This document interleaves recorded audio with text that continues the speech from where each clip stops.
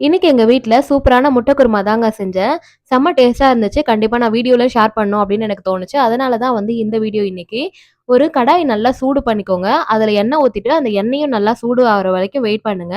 இது சூடானதுக்கு அப்புறமா கொஞ்சம் சோம்பு, ஒரு 2லேருந்து 3 ஏலக்காய் இருந்தா போட்டுக்கோங்க. இதெல்லாம் தாளிச்சு வந்ததுக்கு அப்புறமா, இப்போ வந்து நம்ம ஒரு 2லேருந்து 3 வெங்காயம் போட்டுக்கலாம். கட் பண்ணி போட்டுட்டு, அது நல்லா வதங்குற டைம்ல நம்ம இப்போ பச்சை மிளகாவும் சேர்த்துக்கலாம். இப்போ இன்னொரு மிக்ஸி ஜார்ல நம்ம தேங்காய், கசகசா, சோம்பு எல்லாமே போட்டு அரைச்சு எடுத்துட்டு வந்து வச்சுக்கலாம். இது வந்து பேஸ்ட்டா அரைக்காம கொஞ்சம் கொர கொரன்னு அரைச்சு வச்சுக்கோங்க.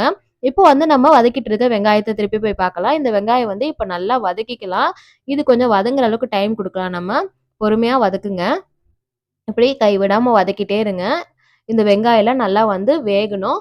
வெந்ததுக்கு அப்புறமா இப்போ வந்து நம்ம இஞ்சி பூண்டு பேஸ்ட் இதுல சேர்த்துக்கலாம். இது வந்து வீட்லயே அரைச்ச இஞ்சி பூண்டு பேஸ்ட் தான். இத தான் நான் இப்ப சேர்த்துருக்கேன்.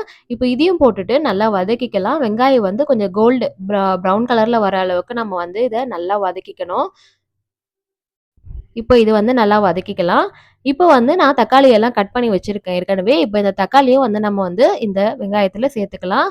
தக்காளி எல்லாம் போட்டுட்டு இப்போ இதையும் நம்ம வதக்க ஆரம்பிக்கலாம்.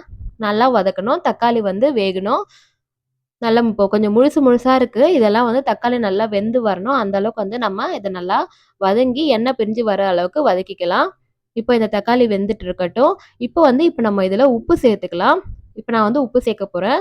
உப்பு சேர்த்துட்டு மறுபடியும் வந்து வதக்கிக்கலாம். இது வந்து கொஞ்சம் நல்லா வதங்குற ஸ்டேஜ்ல நம்ம இப்போ இதுல கரம் மசாலா சேர்த்துக்கலாம். கொஞ்சம் குழம்பு தூளும் சேர்த்துக்கலாம். காரத்துக்கு ஏத்த மாரி குழம்பு தூள் சேர்த்துக்கோங்க. இது வீட்டு குழம்பு தூள் தான். இதுல வந்து 2 ஸ்பூன் இருக்கும். அதுல வந்து சேர்த்துருக்கேன். இப்ப இதையும் போட்டுட்டு நல்லா வதக்கிக்கிறேன். இது வதங்கும்போதே இப்போ வந்து இதுல கொஞ்சம் தண்ணி நம்ம சேர்த்துக்கலாம்.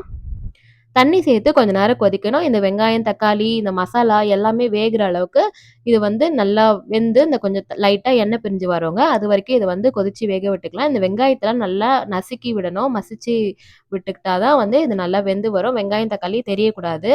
இப்ப நம்ம வந்து அரைச்சு வச்சிருக்க பேஸ்ட்ட வந்து ஊத்திக்கலாம். இந்த தேங்காய், சோம்பு, கசகசாலாம் போட்டு அரைச்சோம் இல்லையா? அந்த பேஸ்ட் தான் வந்து இப்ப நான் ஊத்தியிருக்கிறேன். இத ஊத்திட்டு, கிண்டிட்டு மறுபடியும் இதையும் கொஞ்சம் கொதிக்க விடுங்க. இது வந்து ஒரு 5லேருந்து 10 நிமிஷம் வரைக்கும் கொதிக்கலாம். கொதிச்சதுக்கப்புறம் இப்போ வந்து நம்ம குழம்புக்கு தேவையான அளவு தண்ணி ஊத்திட்டு, குக்கர மூடி ஒரு விசில் மட்டும் விட்டு எடுத்துக்கோங்க. இப்ப முட்டைய நான் வந்து தனியா வேக வச்சு எடுத்திருக்கேன். இப்போ குக்கர தொறந்து பார்க்கலாம். சூடா இருக்கும். இப்போ பாருங்க அந்த குழம்பு எவ்வளோ சூப்பரா இருக்குன்ட்டு. இப்ப நம்ம வந்து வேக வச்சிருக்க முட்டையெல்லாம் இதுல வந்து சேர்த்துக்கலாம். சேர்த்தாச்சு. இப்போ இந்த குழம்ப வந்து சுட சுட சாப்பாடு செஞ்சு இத ஊத்தி சாப்பிட்டு பாருங்க. செம்ம டேஸ்ட்டா இருக்கும். இது செம்ம அல்டிமேட்டா இருக்கும். ரெசிபி பிடிச்சிருந்தா கண்டிப்பா சப்ஸ்கிரைப் பண்ணுங்க, லைக் பண்ணுங்க, கமெண்ட் பண்ணுங்க. தேங்க்ஸ் ஃபார் வாட்சிங்.